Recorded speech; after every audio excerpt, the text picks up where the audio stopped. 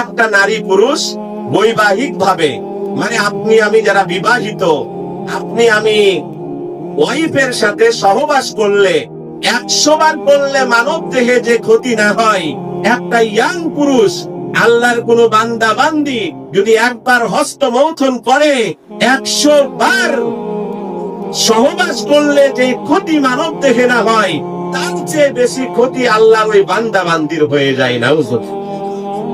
তো আমরা আজকে এই মহামারীতে অনেক যুবকরা আক্রান্ত ছেড়ে দিতে হবে, অনেক মা বোনেরা আক্রান্ত ছেড়ে দিতে হবে, যাদের বিয়ে করার সামর্থ্য আছে বিয়ে করে ফেলতে হবে। আমরা যারা অভিভাবক আছি, যদি দেখেন আমার ছেলেটা গুনাতে আক্রান্ত হচ্ছে, বিয়ে দিয়ে দিবেন।